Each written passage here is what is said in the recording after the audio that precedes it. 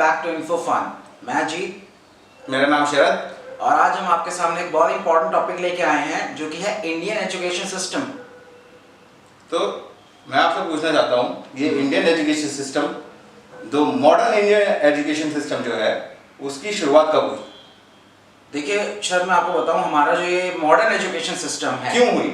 हाँ, जो modern education system है ये एक्चुअली एक प्रोपेगेंडा के तहत बनाया गया था इंडियन माइंड्स को कंट्रोल करने के लिए ब्रिटिशर्स द्वारा। 1835 में लॉर्ड मैकॉले, ये एक तरीके से मान लीजिए उनका एक थिंक टैंक था। तो शायद ये जो इंडियन एजुकेशन सिस्टम है ना, जो आज का मॉडर्न इंडियन एजुकेशन सिस्टम है, ये बेस करता है उस सोच के ऊपर जो ब्रिटिशर्स की सोच थी इंडिया को कंट्रोल करने के लिए। और ये 1835 में ये एजुकेशन पॉलिसी लाया गया था लॉर्ड मैकॉले के द्वारा, ताकि वो इंडियन माइंड्स पर कंट्रोल कर सके। बेसिकली उन्हें ब्राउन स्किन में गोरे चाहिए थे।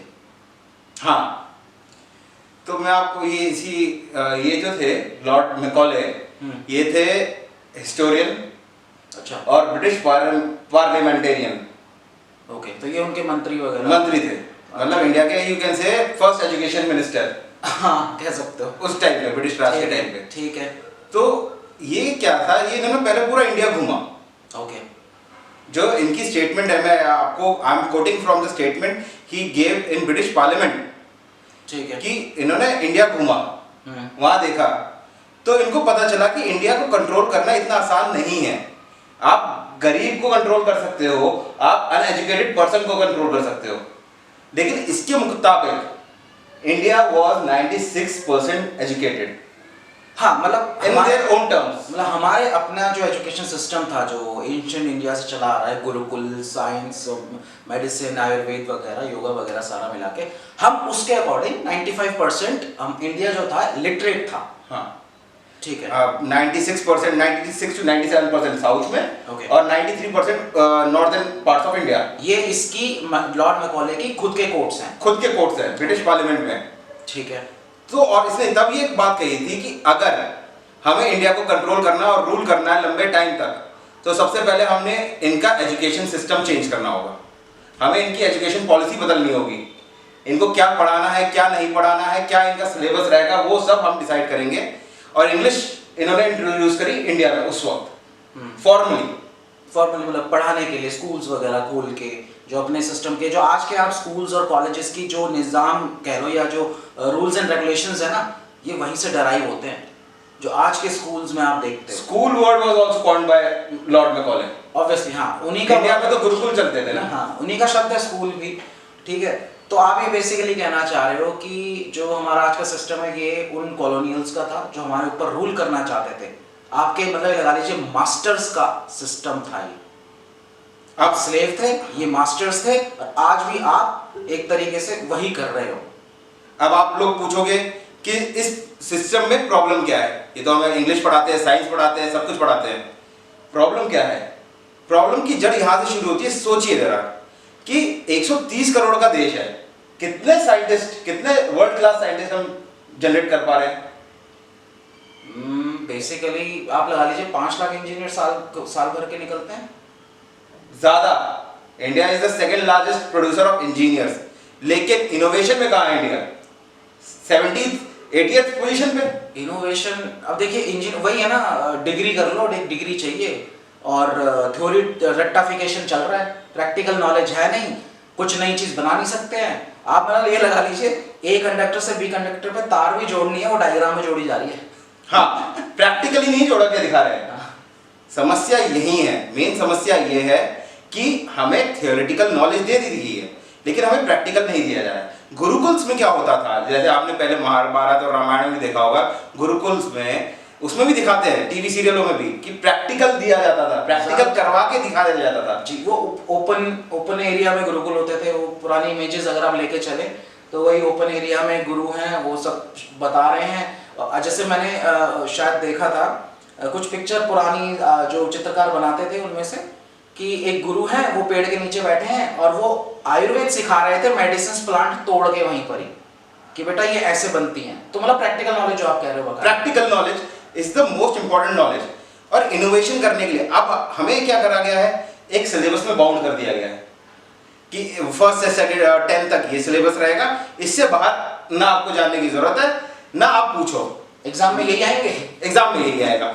वो 3 इडियट्स में था ना, एग्जाम में यही आएगा, आप यही लिखेंगे, डेफिनेशन मतलब यही है। हाँ अच्छा, तो मतलब ये नॉलेज को आपने बाउंड कर दिया कि हाँ इतना ही पढ़ना है। क्यों इतना ही पढ़ना है? क्योंकि इतना ही उनको काम है हमसे। ब्रिटिशर्स को उस टाइम पे हमसे इतना ही काम था, तो उन्होंने हमें इतना ही पढ़ाया। मतलब मास्टर्स थे वो यार। कोई उम्मीद है ये सिस्टम चेंज होगा शरद? और मतलब एक तो जबरदस्ती कई चले जाते हैं बच्चे ना, सिर्फ माँ बाप के कहने पर ही कि बेटा तेरे को इंजीनियरिंग करनी है, तेरे को डॉक्टरी करनी है। इंटरेस्ट ही नहीं होता बच्चों का। कोई बच्चा बेचारा वो सिंगर बनना चाह रहा है, डांसर बनना चाह रहा है, कुछ गेम्स में जाना चाह रहा है, नहीं जी आप पढ़ाई करोगे। कितनी मूवीज बनी है इस चक्कर में। देखिए समस्या यहाँ पे ये भी उजागर होती है, लैक ऑफ इंटरेस्ट क्यों ना हो, क्योंकि जो हमारे पढ़ाने का तरीका बनाया गया था उस टाइम पे, वो आज तक वही ढर्रा चला जा रहा है, रट्टाफिकेशन चली जा रही है। वो ढर्रा यही बनाया गया था कि आपको पढ़ाने में इंटरेस्ट, जैसे मेरे को कोई सब्जेक्ट पसंद आता है, क्यों पसंद आता है? इंटरेस्टिंग चीजें जो टीचर पढ़ाता है उसके ऊपर भी तो होता है ना। एक टीचर की कैपेबिलिटी भी तो होनी चाहिए कि वो किस तरीके से पढ़ा रहा है, इंटरेस्टिंग बना रहा है अपने टॉपिक को, तभी तो स्टूडेंट के समझ में आएगा। बिल्कुल। एक तो ये पता है जो एजुकेशन जो सिस्टम चला आ रहा है उसमें फैकल्टी जो टीचर्स हैं इनका भी बहुत बड़ा रोल है। बिल्कुल। सरकारी टीचर्स की क्या क्रेडिबिलिटी है, माँ बापों को क्यों ट्रेनिंग नहीं मिलती है।